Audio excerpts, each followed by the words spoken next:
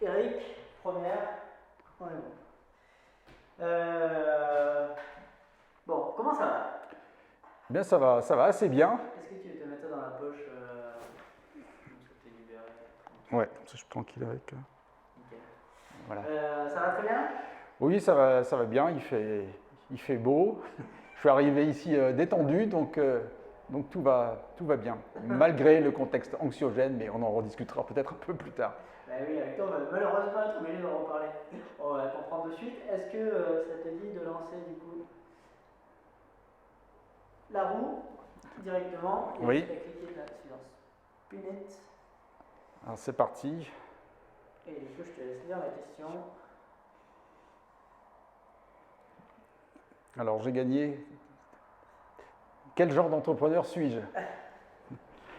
Alors je ne sais pas s'il y a un genre d'entrepreneur, parce qu'en fait, je suis devenu un peu entrepreneur sur le tard. Peut-être qu'on en discutera. Je pourrais me qualifier comme étant je suis un entrepreneur curieux, Ok. volontaire, envie d'avancer. Voilà quelques caractéristiques. Ok, curieux, volontaire.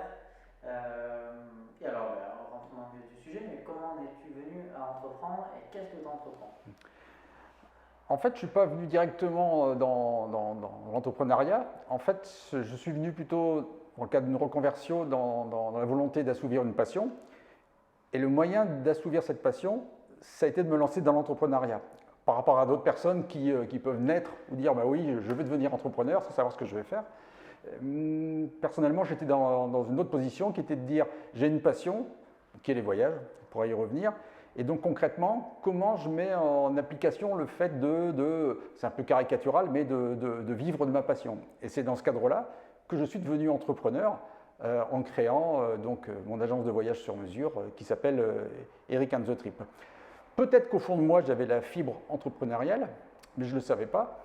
Mais en fait, j'y suis arrivé par un moyen un peu détourné, finalement.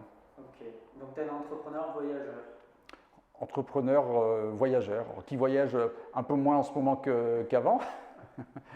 mais je dirais que ma passion, c'est la passion globalement du voyage, mais également du secteur du tourisme. Donc, même si je ne voyage pas, je m'intéresse beaucoup à ce secteur-là, à son évolution, donc j'y trouve mon compte, même en restant en Haute-Savoie pour le moment. Et alors, quelle est la particularité éventuellement de l'entrepreneur dans le tourisme, si c'est un secteur qui te parle? Déjà, le tourisme, c'est un secteur qui est très vaste. Hein. L'hôtellerie, la restauration, c'est limite tourisme aussi. Donc, il y a des profils qui sont assez variés. Donc, je retrouve à la fois des personnes qui se lancent après l'école ou d'autres personnes qui ont quelques cheveux gris comme moi qui décident aussi de se lancer dans ce secteur-là. C'est un monde, alors pour mon secteur en tout cas, qui est agence de voyage, etc., qui est assez régulé. Donc il faut bien connaître la partie, la législation, donc le cadre législatif, c'est important. On ne se lance pas comme ça, voilà, la fleur au fusil, donc c'est assez borné. Donc avant d'entrer dans ce secteur-là en tant qu'entrepreneur, il faut bien se renseigner sur les conditions d'accès. Mais on y arrive. C'était compliqué? Finalement, alors ça arrive qu'on me pose la question, donc des personnes qui se lancent des activités un peu comparables à la mienne et qui souhaitent savoir c'est quoi les gros obstacles que j'ai été amené à rencontrer. Et en réfléchissant, j'ai pas eu finalement, à partir du moment, c'est toujours un peu le même sujet, si tu es très motivé par ce que tu fais, bah, les obstacles, tu les fais tomber un à un. Si tu es curieux, bah oui, tu cherches et tu trouves. C'est ça aussi une des caractéristiques de l'entrepreneur, ça suppose d'être ouvert sur tous les domaines et tu te renseignes. Donc même si tu n'as pas la formation, bah, tu t'auto-formes et puis tu deviens, alors à défaut d'être complètement performant, en tout cas tu t'améliores. Et puis après tu dis, bah oui, finalement, peut-être que ces erreurs-là, est-ce que j'aurais pu les éviter? Mais j'ai de la chance, j'ai l'impression depuis 4-5 ans que j'ai créé, j'ai jusqu'à présent pas fait d'énormes erreurs qui me font dire, bah oui, j'ai peut-être perdu un an en allant dans cette voie-là par rapport à tel autre. Cela dit, ça arrive quand on me questionne, ben oui, je sais que, par exemple, pour être agent de voyage, il faut avoir une immatriculation, donc il y a un processus qui est relativement long, donc ça, je peux le décrire, je sais par où il faut passer, et ça évite à ceux qui créent dans ce secteur de se fourvoyer dans des voies sans issue. Et alors, pour revenir sur la thématique de quel entrepreneur es-tu et quel genre d'entrepreneur es-tu, et alors, avec toi, avec ton activité justement de voyage, est-ce que il y a un parallèle à faire entre entrepreneur et voyageur? Parallèle entre entrepreneur et voyageur. Alors justement, je reviens sur le point que j'évoquais, qui est la curiosité. C'est-à-dire qu'une des particularités, pourquoi est-ce qu'on voyage, ça semble assez évident, mais oui, c'est que la plupart des voyageurs, sauf peut-être ceux que je fréquente pas trop, qui vont dans des all inclusive et qui ne sortent pas de leur resort, généralement, c'est des personnes qui sont curieuses, qui ont envie de découvrir d'autres cultures, d'autres paysages. Et l'entrepreneuriat, c'est en partie ça.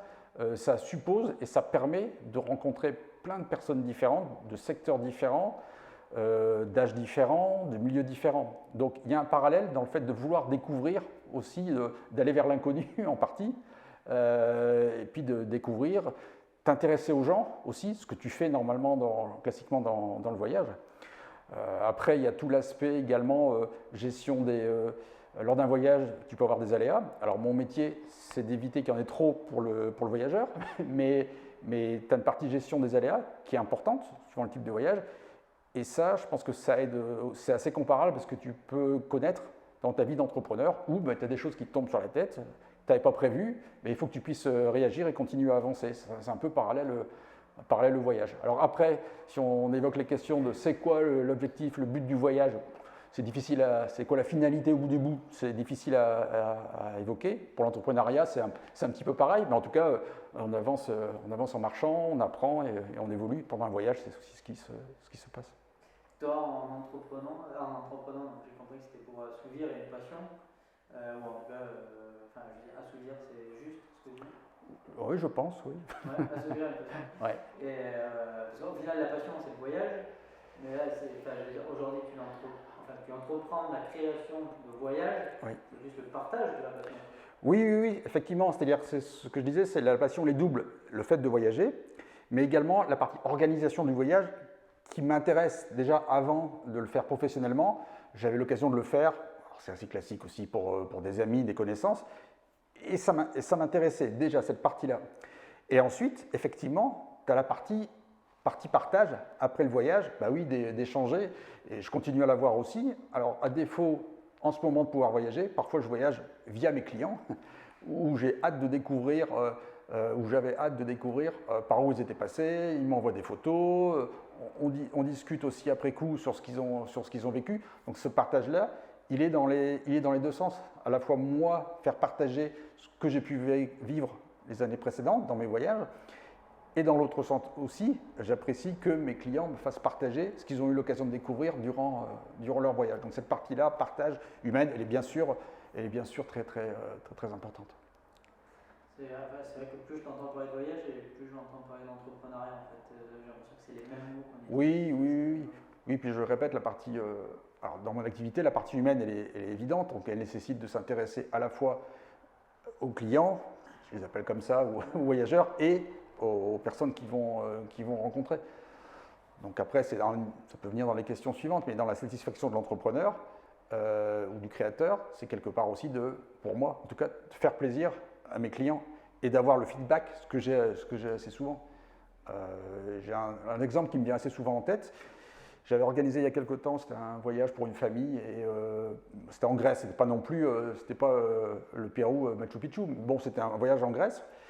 Et au retour, en fait, la famille, la maman m'a écrit un petit mot en me disant, son fils lui a dit, maman, c'est les plus belles vacances de ma vie. Bon, quand tu reçois ce genre d'éléments, ce genre de paroles, bah ouais, là tu te dis finalement tout le parcours que j'ai fait avant d'entrepreneur pour arriver à ça, ça valait la peine de le faire pour arriver à ça. Ça fait combien de temps 5 ans. 5 ans. Et tu reviendras en arrière? Non. La réponse est claire, non. J'avais un léger doute. Est-ce que, alors, en fait, j'ai failli rebondir à un moment donné, mais ça allait nous amener sur la prochaine roue, qui est ton regard sur l'entrepreneuriat. Donc on va lancer la roue directement. Ça marche? Allez, Je te laisse cliquer sur Split. on y va. Alors, avec le Ah oui, c'est là, hop. Allez, on est parti.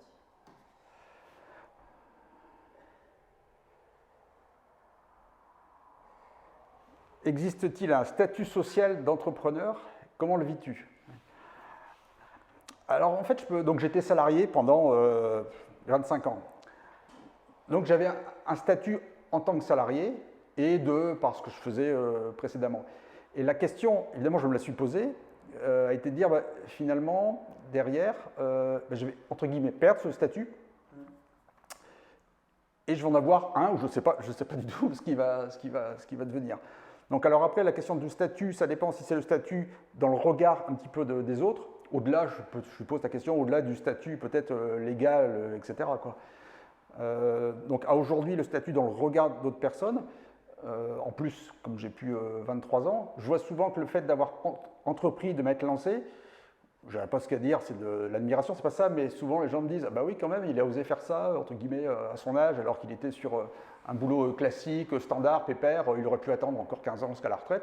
Donc je vois à la fois ça, et je vois aussi de l'envie, quelque part, dans le regard des autres, en disant, bah oui, peut-être que moi j'irais bien aussi là-dedans, quoi, j'aimerais bien entreprendre, créer, mais voilà, c'est quoi le déclic, enfin toutes ces questions-là. Donc je vois parfois, alors de l'envie, c'est pas ça, mais quand même, je vois que ça amène parfois des réflexions dans l'œil d'autres personnes que je peux rencontrer. Et ça, bah oui, c'est quelque part, c'est dans l'imaginaire aussi, sans doute, du statut d'entrepreneur, de la personne qui est libre, indépendante, qui crée son job, etc. Donc cette partie du statut-là, qui existe, je pense qu'elle intéresse pas mal de personnes. Maintenant que tu es entrepreneur, cet imaginaire-là, est-ce que tu l'avais déjà avant? Et si oui, comment tu le... par rapport à la vérité, à la réalité? Oui. Je pense que je ne l'avais pas vraiment, parce que alors une question, enfin un point qui vient souvent en complément de ta question, c'est au début, quand tu dois remplir, avant tu remplis un CV, enfin même pas un CV, où on te dit, bah, c'est quoi ton métier? Bah, je ne sais pas, moi je disais, bah, j'étais ingénieur, etc. Et maintenant je suis quoi au début? Je me dis, parfois je mis entrepreneur. Et là je sentais quand même que les gens, on va dire, c'est pas un métier entrepreneur, mais donc en fait, il y a quand même un sujet par rapport à ça, ou être créateur d'entreprise, mais entrepreneur. Alors, j'ai pas mis, au bout d'un certain temps, j'ai pas mis créateur, assez rapidement, j'ai mis entrepreneur. Sous-entendu, ben, j'étais en phase d'avoir de création de quelque chose, mais au-delà de ça, j'entreprends, je continue à me développer. Donc, et par rapport à l'image que j'en avais, en fait, j'avais pas forcément d'image parce que je pense que si je remonte en arrière, peut-être il y a moins maintenant, mais il y a 10-15 ans, le mot entrepreneur, il était beaucoup moins répandu que maintenant aussi. Donc peut-être qu'il y a 15 ans, si je remonte à 15 ans, entrepreneur, ah oui, peut-être oui, un entrepreneur en travaux publics, ça je vois ce que c'est, mais un entrepreneur, celui qui crée sa société, qui crée son business, à partir probablement de rien, je pense que c'était un mot qui était rare, et donc l'employant pas, j'avais pas trop d'idées, quoi. Alors que maintenant, depuis 4-5 ans, comme je le répète, en fait, moi, le fait d'être entrepreneur, je le suis devenu de par la nécessité de dire, ben voilà, je sais ce que je veux faire, et donc ça suppose que j'entreprenne, quoi, que je parte de zéro et que je sais où je vais y venir, et donc ça, ben, tout ce chemin-là, c'est celui d'un entrepreneur. Et au-delà d'entrepreneur, est-ce que, mais je veux dire, comment tu te qualifierais, je veux dire, en tant qu'Eric Andotrip? Alors, en fait, quand on m'interroge sur ce que je fais, je dis, bon, j'organise votre voyage. En fait, tu vois, mais ça, c'est plus sur la partie concrète du business. Voilà, après, je ne me définis pas prioritairement quand même comme entrepreneur, ça dépend un petit peu du public auquel je m'adresse. Alors après, maintenant, je peux aller plus loin, mais là, c'est un petit peu gonflant. Je peux dire, je suis président de ma société, voilà, ça me fait très, très plaisir.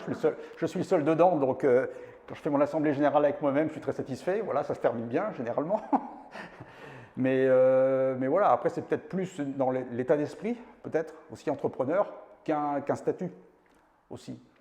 Alors, état d'esprit qu'on peut opposer peut-être à, alors je ne sais pas s'il faut l'opposer, on y viendra peut-être à fonctionnaire, salarié, je ne sais pas, mais c'est peut-être dans l'état d'esprit de dire, bah oui, j'entreprends, je pars de rien, puis j'arrive à quelque chose, et puis je mène mon chemin et je me fais ou pas accompagner, sans forcément être dans une grosse structure qui me cadrera et me bridera. Ok. Et du coup, enfin, j'aime bien essayer de trouver justement le qualificatif, et souvent en fait c'est rigolo, mais jusqu'à présent ça a aidé la personne un peu à se pitcher, je trouve, mais est-ce que tu pourrais te qualifier comme compagnon, enfin, ou compagnon du voyageur, mais j'allais dire, tu les accompagnes pas vraiment dans le voyage, tu ne fais que, justement, tu fais que l'organiser, quoi. Je fais que l'organiser. Est-ce que tu auras un nom et un qualificatif comme ça qui te viendrait, ou c'est compliqué comme question? C'est compliqué parce qu'en fait, la partie. Alors, déjà, je refuse généralement de me qualifier d'agent de voyage parce que dans l'esprit des gens, souvent, c'est assez péjoratif. Le mot agent, déjà, est pas. Alors, je n'ai rien non plus contre les agents immobiliers, mais c'est un peu pareil. Quoi. Je trouve que ce n'est pas très, très valorisant. Donc, j'évite le qualificatif d'agent de voyage, même si je fais partie dans mon code, code NAF, etc. Mais alors, je suis passé un peu sur la partie organisateur. Parce que ça, je pense que ça fait. Alors, ça dépend un petit peu quel public on vise, etc. Mais le mot organisé suppose, ça induit de la confiance. Donc, je ne vais pas hésiter à le mettre, même si ça ne fait pas forcément rêver. Mais a fortiori, dans les circonstances actuelles, la partie organisation, eh ben, ça rassure aussi le futur client. Donc, voilà, pour l'instant, je me qualifie comme ça. Et... Non, après, l'autre point aussi, mais. C'est lié dans le nom de ma petite société qui s'appelle Eric and the Trip, c'est qu'il y a bien deux choses, quoi. Il y a le trip, le voyage, et il y a moi, Eric. Donc en fait, le voyage, c'est les deux, c'est à la fois ce que les personnes vont faire et l'accompagnement, même s'il est, il est à distance, l'accompagnement que je vais proposer aux voyageurs, dans l'organisation, dans le service en restant en contact sur place, enfin, voilà, ce genre de choses-là. Ok. C'est presque le guide de voyage en fait. Oui, alors ça va plus loin parce que, en tout cas, moi j'ai la responsabilité de ce qui se passe durant le voyage, en fait. C'est bien pour ça que je reste en contact avec mes voyageurs. J'ai une responsabilité aussi au niveau légal, hein, donc c'est pas simplement du conseil, ça va plus loin que ça. Oui, mais en fait, quand je dis le guide, en fait, je pense au le guide du routard. Oui. Donc le conseil de ce qu'on peut faire, mais le guide aussi sur place, qui effectivement, quand on part en trip en pleine forêt, il y a un guide et lui, il a la responsabilité de la personne. Et du coup, je veux dire, ce terme-là, Oui, tout à fait. Oui, il y a le guide avant, puis il y a le guide pendant. Ouais, parfois, il y a le guide après aussi, mais oui, bien sûr. Le guide après, c'est-à-dire Oui. Bah, le guide, ce que je veux dire, c'est que le travail, mon job ne s'arrête pas là. C'est-à-dire qu'après, toute la partie, ce qui se passe après le voyage, donc, je sais pas moi, le débrief, le recueil des éléments qui ont bien marché, qui n'ont pas marché, ça fait aussi partie de. Le voyage, il ne s'arrête pas une fois que les gens ont atterri à l'aéroport de Genève ou à Roissy. En fait, je reste en contact et puis on réfléchit sur la suite, sur éventuellement un prochain voyage, ce genre de choses-là. On échange des photos, voilà, par exemple. Ouais, c'est quelque chose qu'on lit beaucoup sur les blogs de voyage, que le retour fait partie du voyage. Et quand ça a été un long voyage, plus le voyage a été long, plus le retour est dur. Ouais. Et puis après, généralement, un voyage, ça peut te marquer. Donc en fait, tu l'as en l'esprit aussi. Généralement, c'est plus marquant comme expérience que simplement aller acheter un frigo au supermarché. Tu l'as acheté, bon, point barre, ok, peut-être qu'il va te suivre pendant des années, mais bon, pour le voyage, généralement, ça te marque et tu y penses et tu y repenses. Donc voilà, ça se passe sur un intervalle de temps qui est long, préparation, pendant et puis l'après. Je dis souvent que le voyage est la meilleure école de la vie, à mes yeux. Alors, dans les points, alors je ne vais pas dire les arguments que je développe auprès de mes futurs clients, moi, je considère toujours qu'un voyage, ce n'est pas une dépense, c'est un investissement. Alors, spécialement, j'ai beaucoup de familles, pour les enfants, pour les parents, c'est un véritable investissement. En fait, ce n'est pas de l'argent dépensé, jeté par les fenêtres, parce que derrière, ça va contribuer c'est un bien grand mot, à l'éducation des enfants, à leur ouverture d'esprit aussi. Donc, pour moi-même et puis pour les futurs voyageurs, je considère vraiment que c'est un investissement. et qui met du temps à être rentabilisé, mais on voit que souvent les personnes s'en souviennent des années après, et puis ça leur apporte, je répète, c'est important, une ouverture d'esprit, ça me semble essentiel, spécialement en ce moment. Ouais, complètement, je suis complètement d'accord avec ça, j'ai toujours voyagé depuis tout petit, ça m'a toujours parlé. Tu parles de l'âge d'ailleurs, tu as donc des enfants aussi en voyage, et donc si on fait le rapport avec le voyage, il y a l'entrepreneuriat, il y a un âge pour entreprendre? Je pense que non. Alors, l'âge supérieur, je suis bien placé pour dire que non, c'est-à-dire qu'on peut commencer tard. Et puis, je pense qu'on peut commencer aussi voilà, en sortant de l'école, donc il n'y a pas d'âge, non, c'est plutôt un état d'esprit. Il n'y a pas d'âge. Alors après, on n'a pas forcément les mêmes atouts, la même manière de voir les choses à 20 ans qu'à 50, mais en tout cas, sur la volonté d'y être, d'entreprendre, non, je pense que c'est commun. Et l'avantage justement, c'est que le fait d'entreprendre amène à croiser beaucoup de personnes, souvent des personnes qui également créent, et on gomme la différence d'âge, en fait, parce qu'on a des objectifs communs, des problématiques communes, et qu'on ait 20, 30, 40, 50 ans, on en discute et on est au même niveau, en fait, puisqu'on part tous de zéro. Alors, il y en a qui partent de zéro à 20 ans, d'autres qui partent de zéro à 50, mais je dirais là-dessus, l'âge qu'on a au début, il est gommé, c'est pas le sujet.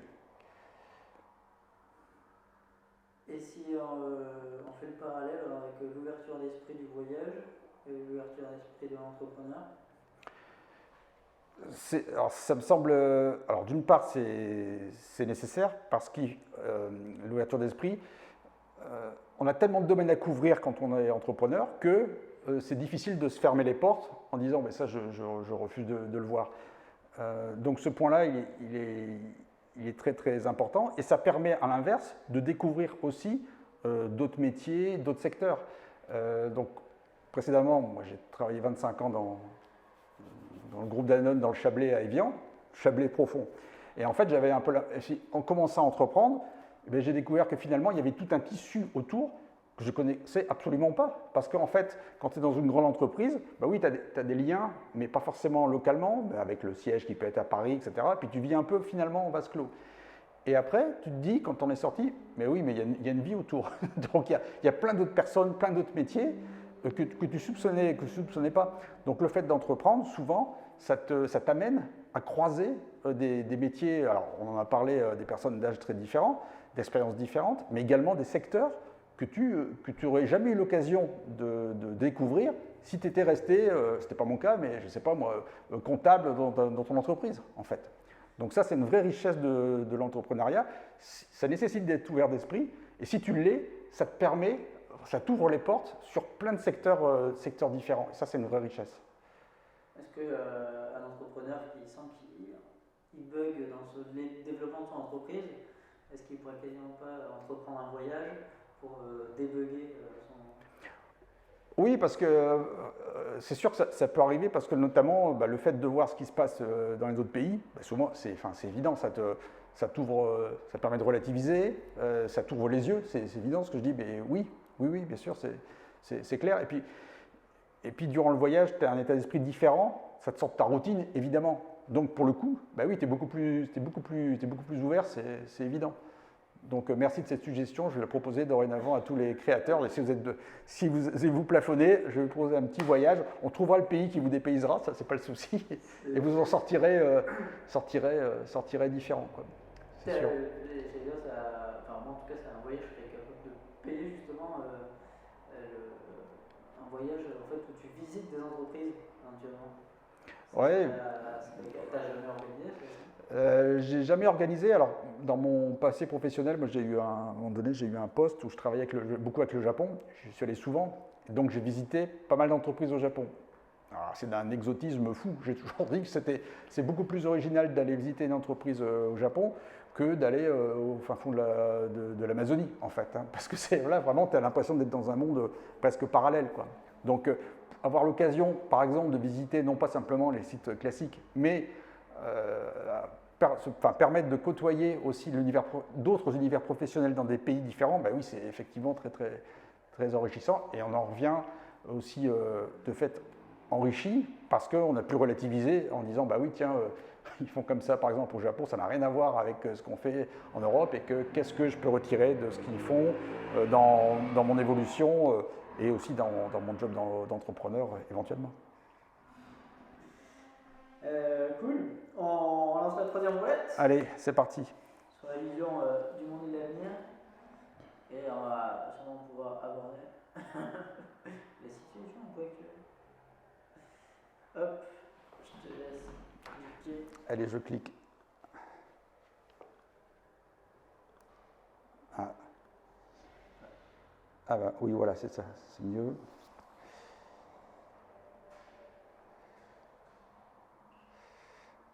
Alors c'est un texte qui est long. Je dis souvent que la société vit à 3 vitesses, celle des fonctionnaires, celle des salariés et celle des entrepreneurs. Qu'en penses-tu? Pour pouvoir répondre à cette question, j'ai envie de dire, idéalement, ce serait bien d'avoir 3 vies, en fait. C'est-à-dire d'avoir une vie de fonctionnaire, une vie de salarié et une vie d'entrepreneur. Parce que je pense qu'il y a beaucoup évidemment de préjugés sur ces sujets-là. Se mettre dans l'impôt d'un... J'ai jamais eu l'occasion de me mettre dans l'impôt d'un fonctionnaire, mais je pense que ce serait enrichissant. Salarié, oui, je l'ai vécu. Donc, par rapport à ça, en tout cas, c'est assez rare finalement, d'avoir l'occasion de voir ces trois manières de travailler, parce qu'on découvre ou des freins ou des possibilités qu'on n'a pas dans l'autre. La partie salariée, bon, que j'ai bien connue, bah, c'est clair que tu as un cadre, souvent un carcan, donc en termes de liberté, d'indépendance, tu es très très bridé. À l'inverse, la partie entrepreneur, oui, là c'est open bar, j'ai envie de dire, tout est ouvert, parfois trop ouvert. Donc c'est bien un peu d'avoir l'occasion de vivre ces deux métiers, et puis de se dire, bah oui, finalement, peut-être que je suis plus à l'aise là-dedans que dans l'autre. Peut-être qu'il y a des fonctionnaires, sans doute, hein, des fonctionnaires qui ont une âme d'entrepreneur, mais qui n'auront jamais eu l'occasion de la mettre en valeur. Alors, je ne sais pas s'il y a des entrepreneurs qui ont une âme de fonctionnaire, peut-être, je ne sais pas. Mais voilà, donc encore une fois, un point qui me semble important, c'est idéalement pouvoir vivre un petit peu ces différentes vies professionnelles. Et puis après de se dire, bah oui, finalement, ça me convient, ou ça ne me convient pas. Ma vie de salarié me convenait, il y avait des choses qui me manquaient.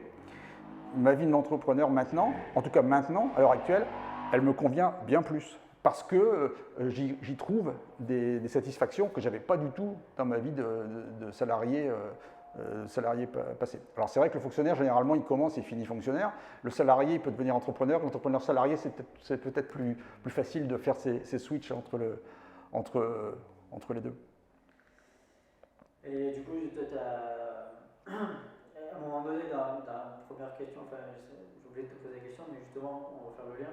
Qu'est-ce qui a fait le déclic pour que tu deviennes salarié, enfin que tu deviennes entrepreneur, de salarié à entrepreneur? C'est quoi le déclic? Alors le déclic, en fait, c'est que, donc, comme je t'ai expliqué, en fait, hein, j'étais salarié pendant 25 ans, donc j'ai fait beaucoup de choses différentes donc dans l'agroalimentaire, beaucoup de fonctions différentes. Puis au bout d'un certain temps, bah, ça s'installe une routine. Alors les choses un peu classiques aussi, perte de sens, voilà, ça se fait un petit peu à la fois. Mais tu ne t'en rends pas forcément compte en fait. Hein, tu vois, voilà, ça s'installe, il y a une petite musique, puis tu as des choses qui te passionnent et que tu te dis, bah, peut-être que j'aimerais bien aussi exploiter ça. C'était le cas pour moi pour le voyage. Et puis je me souviens très bien, moi, il y a eu un moment donné où j'avais une mission et puis j'avais dû travailler sur un truc très pratico-pratique qui était dans une usine, hein, la largeur d'un passage piéton avec la couleur de la peinture. Et là, à un moment donné, je me suis dit, non, là, c'est plus possible. Vu tout ce que j'avais fait avant, je me suis dit, non, là, je ne vais pas pouvoir faire encore des années ce genre de choses-là. Non, c'est trop, quoi. Donc là, le déclic, je me souviens très bien, il a existé, il a été ce jour-là. Et donc là, je me suis dit, bah, ça ne peut plus durer, quoi. Il va falloir faire quelque chose. Et après, le cheminement pour devenir entrepreneur, il n'y a pas suffi d'appuyer sur le bouton.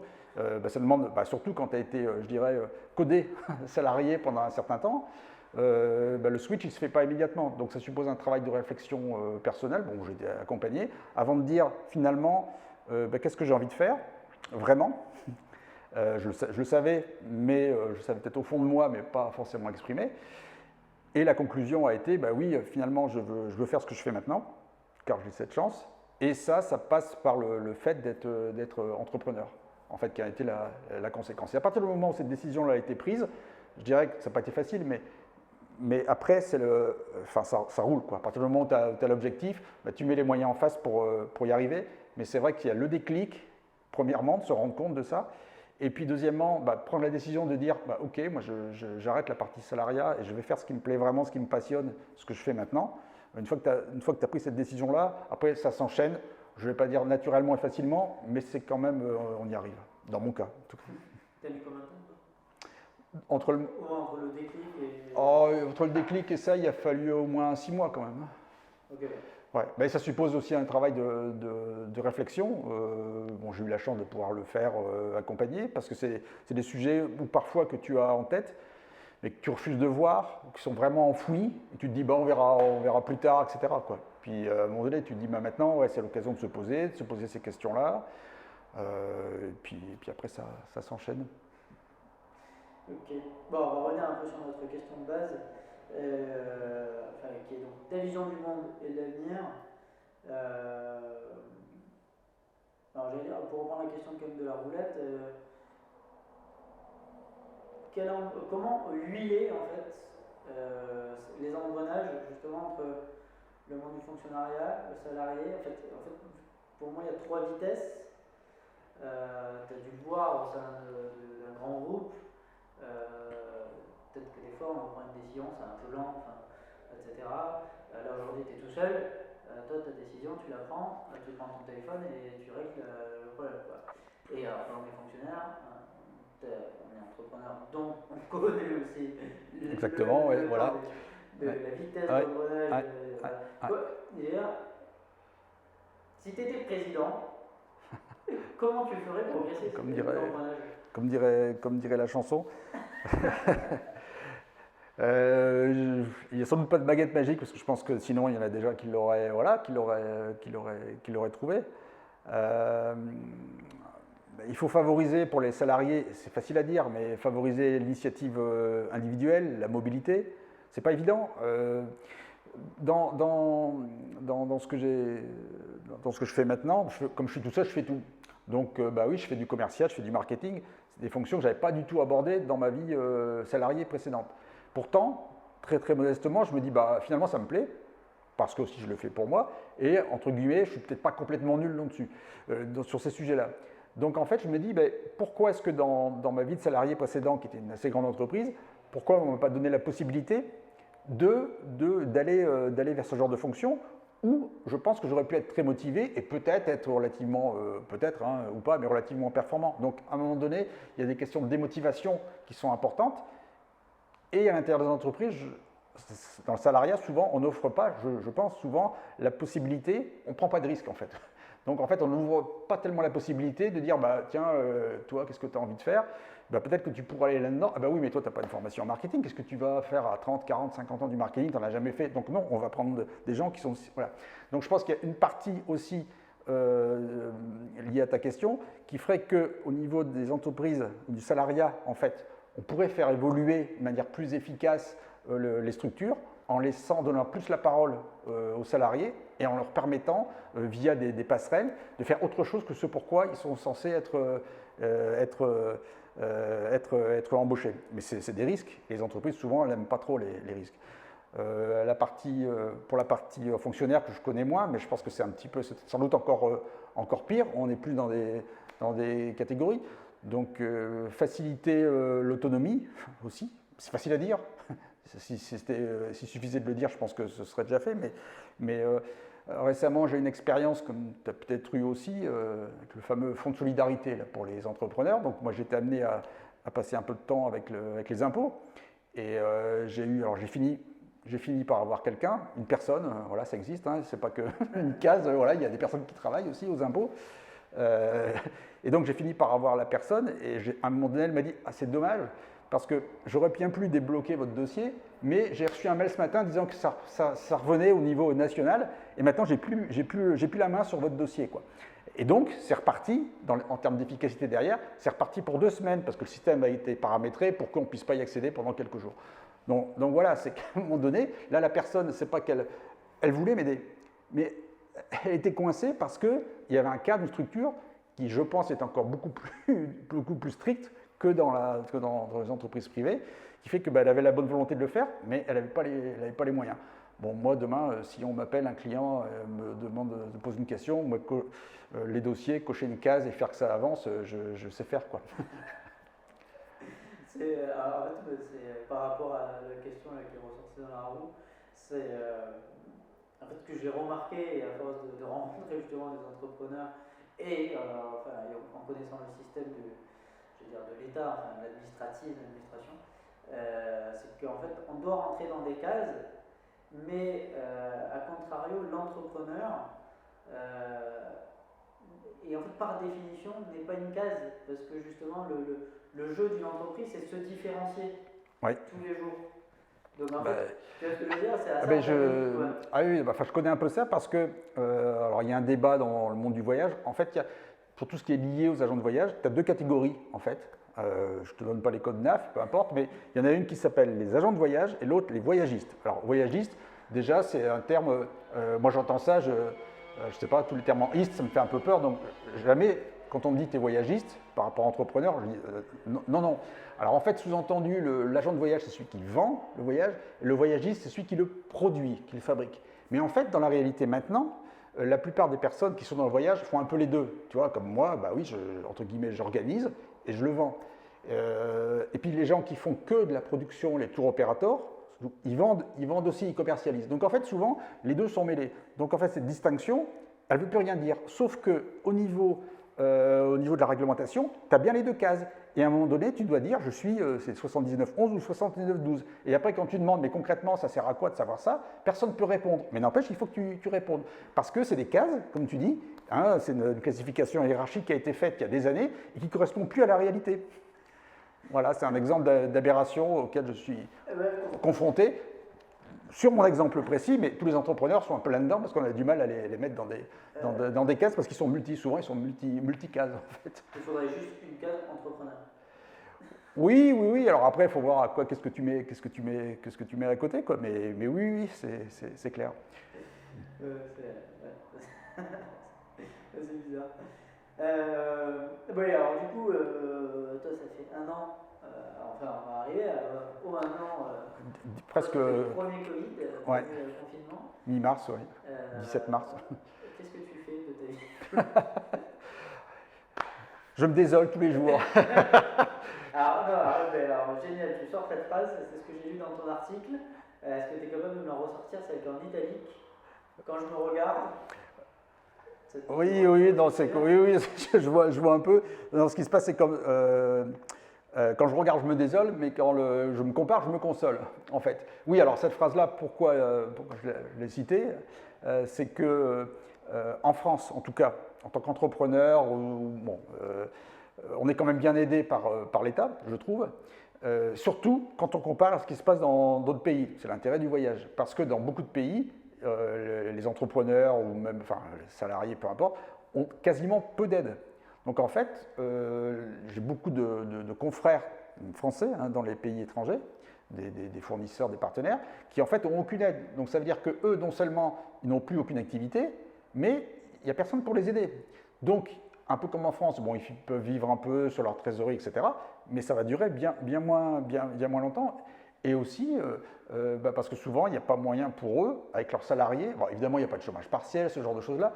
Donc c'est vraiment, c'est catastrophique pour eux, parce que leurs salariés, quelqu'un qui est, qui est guide, qui est chauffeur guide, au Sri Lanka, s'il n'y a plus de clients, il fait quoi? Il n'a pas de boulot. Lui, son salaire, il va faire vivre sa famille, parfois son village. Il n'a plus rien. Donc c'est vraiment, ça c'est bien de pouvoir relativiser. C'est pour ça que je dis que, je me désole moyennement, mais c'est bien pire dans d'autres pays. Donc là, aujourd'hui, depuis le mois de mars, évidemment, le secteur du tourisme, c'est compliqué. Moi, tous les voyages depuis le mois de mars, ça a été annulé, reporté. Il y a eu des personnes que j'ai dû rapatrier qui étaient au Vietnam au début du Covid. Ensuite, parfois on tente de reporter, mais souvent c'est réannulé derrière. Donc en fait, on passe notre temps à faire, défaire, refaire. Donc c'est un peu anxiogène. Alors c'est pour ça que je dis que je ne fais pas rien, parce que mine de rien, faire, défaire, refaire, c'est du boulot qui n'est pas rémunéré, donc ça me prend quand même du temps. Et régulièrement, les personnes me prennent un peu pour Madame Irma, donc je leur réponds que je n'ai pas de boule de cristal, avec des questions du style est-ce que vous pensez que les États-Unis vont rouvrir au mois de juillet? Voilà, ben oui, c'est mon métier, je suis agent de voyage, je devrais savoir, c'est la réponse à ces questions-là. Est-ce qu'il faudra un test PCR dans 3 mois pour rentrer au Maroc? Oui, mais je vais appeler le roi du Maroc et il va me dire. Voilà. Donc en fait, j'ai beaucoup de sollicitations liées à ça. Et puis, ça, c'est une partie de mon activité traditionnelle qui, quand même, perdure. Et après, j'ai des activités autres. Je fais partie d'associations, une association qui s'appelle Respire, liée au tourisme de demain, qui est née pendant le confinement et qui regroupe beaucoup de personnes. Il y a un groupe Facebook, il y a 4000 membres maintenant. Je fais partie du bureau.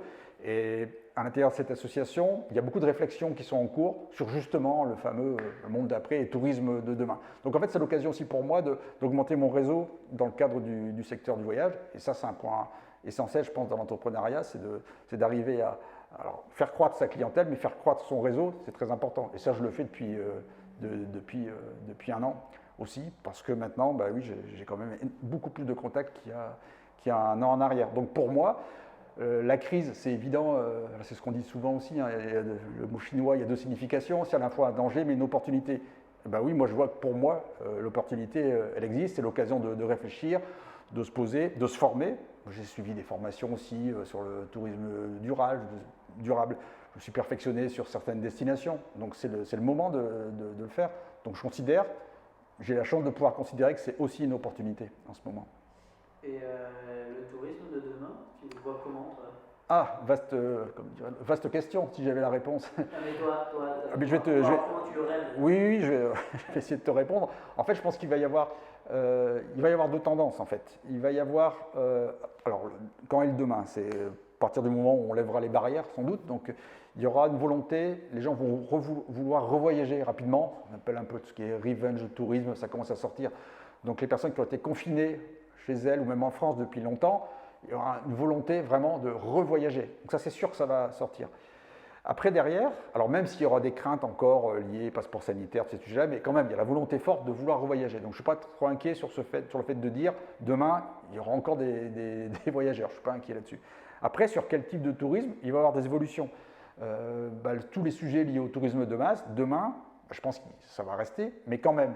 C'est-à-dire que c'est des secteurs qui vont souffrir. Maintenant, alors je ne le proposais pas avant, mais les personnes qui passaient une semaine en croisière sur un énorme paquebot qui passait par Venise, déjà, moi, il y a quelque temps, ça me semblait un peu incongru.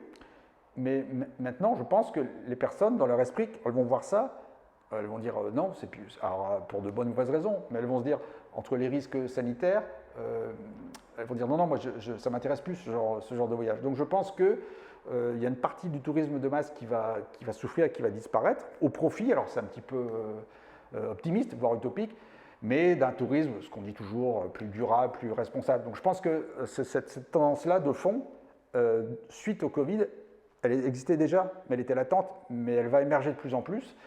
Et donc derrière, oui, il va y avoir une volonté pour les futurs voyageurs de s'associer à ça.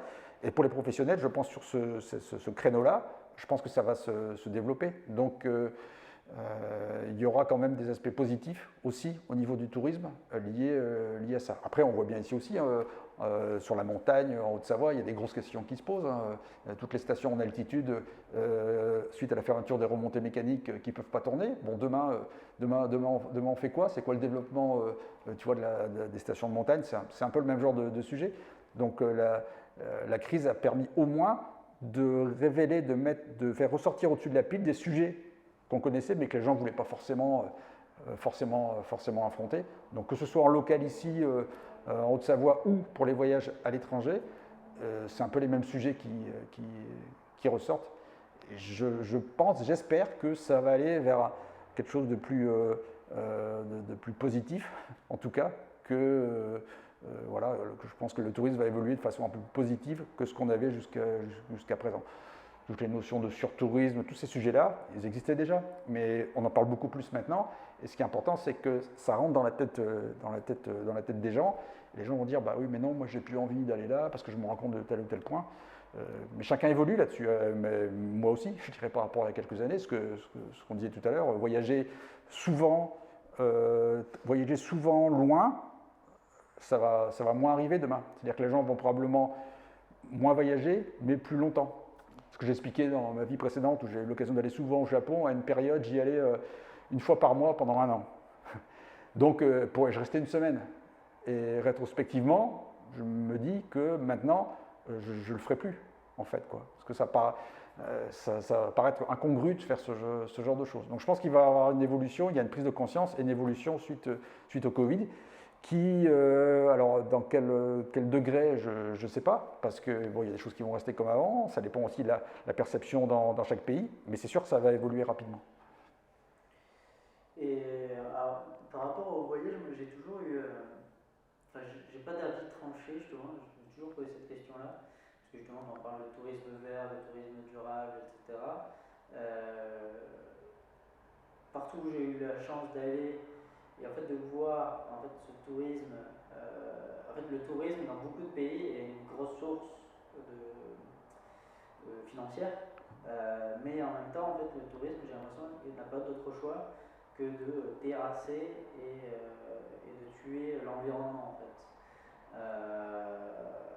Et donc en fait, enfin, je veux dire, comment ça se traduirait du tourisme durable? Ouais, bon, ce sont des sujets pas simples, mais il y a.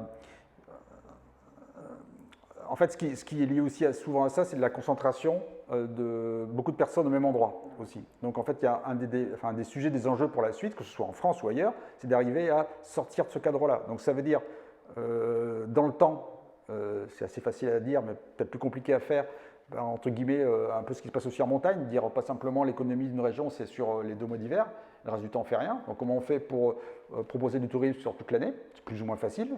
Mais il y a des personnes, il y a des régions en France qui le font. Et l'autre point, c'est géographiquement aussi. C'est-à-dire pas concentrer tout sur quelques points. J'ai discuté récemment avec un de mes partenaires au Vietnam, où il y a quelques points de tourisme, où il y a du surtourisme, où tout le monde va. Et on a développé aussi les gros hôtels avec, style la baie d'Along, etc. Mais il y a des alternatives qui sont... Alors, un peu équivalentes ou un peu différentes, mais quand même, on peut faire quelque chose. Donc ça suppose souvent d'arriver aussi à mieux répartir les touristes, les voyageurs, un peu partout dans le pays, faire ressortir des sites parfois méconnus, mais qui existent. Mais souvent, c'est la solution de facilité. À un moment donné, on va dire, bah oui, tu vas dans cette, je sais pas moi, tu vas à Bordeaux, tu vas voir la dune du Pilat. Bon, il y a peut-être d'autres choses à voir. Donc, il y a moyen souvent de créer des opportunités pour les touristes, mais il faut arriver à les faire sortir et inciter aussi le touriste à voir autre chose. Donc je suis assez quand même optimiste là-dessus, mais ça suppose une prise de conscience dans chaque pays. Et moi, en tant que professionnel en France, au niveau des autres pays, ben, j'ai un rôle aussi à jouer en leur disant, bah oui, mais ça, ok, vous avez vu ça, mais par exemple, la baie d'Along, ok, vous avez vu les photos sur Instagram, mais maintenant je vais vous montrer comment c'est en réalité. Autour, il y a plein de bateaux, plein de petits Chinois. Donc, ce n'est pas l'image idyllique que vous en avez, mais il y a des sites un peu comparables qui sont autour. Donc, et là, allez-y, il y aura un peu moins de monde, et puis vous en retirerez autant de bénéfices. Donc, je pense que sur ces sujets-là, les professionnels, quels qu'ils soient, ils ont un rôle à jouer aussi pour faire évoluer globalement ce sujet du tourisme durable, responsable, etc. Ok, cool. Est-ce qu'il y a quelque chose que tu aurais aimé aborder, un truc en particulier, Non, pas plus que ça. Non, pas plus que ça. Après, non, les sujets sont vastes. C'est justement l'intérêt quand tu es entrepreneur, c'est que tu es amené à, ce que j'ai dit, tu es un peu touche à tout en fait. Hein, donc, je ne pensais pas être amené à parler de fonds de solidarité comme contrôleur des impôts, mais c'est intéressant aussi. Donc, c'est un sujet que j'aurais pas eu l'occasion d'aborder dans ma vie précédente de salarié. Voilà. C'est vrai. C'est vrai, on t'aurait jamais posé la question. Tu vois qui c'est, toi, Pierre Rabhi? Oui, le roi du colibri. Le roi du colibri, exactement. C'est un philosophe qui est agriculteur, qui prend un retour à la nature, etc. Et donc, en fait, c'est pour ça que je te demande, parce que je ne connais pas, je connais Elon Musk. Oui, pas personnellement, mais. un tweet aujourd'hui, tu organiserais les voyages. Et t'as une vision de l'avenir, on va finir là-dessus, t'as une vision de l'avenir plutôt Elon Musk ou plutôt Pierre Rabhi? Je ne suis pas normand, mais je vais te dire qu'il y aura un peu les deux. C'est-à-dire, je pense que Elon Musk, SpaceX, etc., je pense que on a besoin de ça aussi. Voilà. Alors, c'est lié au voyage aussi, hein. Le voyage intergalactique, c'est une forme de voyage peut-être ultime. Donc, je pense que les gens ont besoin de se projeter, aussi de rêver un peu. Donc, Elon Musk, il fait, oui, je pense qu'on a besoin de personnes comme lui.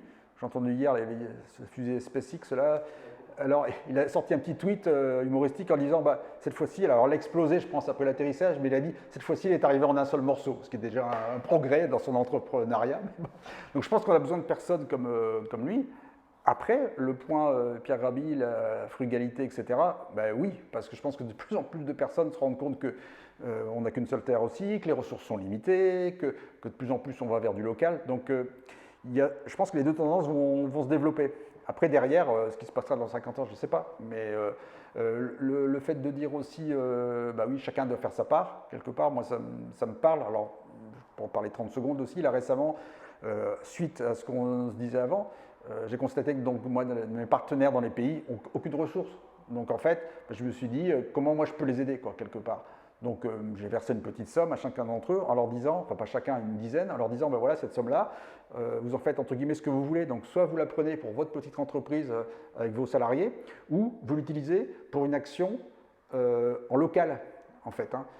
Et là, en faisant ça, oui, moi, j'ai fait ma part. Donc, alors, je ne vais pas en citer 15, mais j'ai un exemple, par exemple, en Namibie, où en fait, la somme que j'ai versée, elle a servi pour mon partenaire local, il soutenait déjà une association qui aide à payer les rangers dans les parcs en Namibie. Quoi. Et pourquoi j'ai fait ça? Parce que l'idée, c'est que demain, s'il n'y a plus de touristes dans ces pays-là, donc il n'y aura plus de rangers. S'il y a plus dans les parcs, s'il n'y a plus de rangers, il va y avoir du braconnage. Et donc au final, globalement, au niveau de ce qui se passe dans le pays, la biodiversité, etc., elles vont souffrir.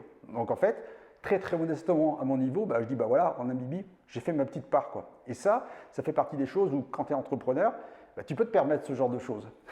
Et là, c'est très valorisant. Quand tu es salarié, c'est beaucoup plus compliqué de mener ce genre d'action où ça va être un service communication qui va peut-être le faire. Quand tu es entrepreneur, tu es libre de faire ce genre d'action.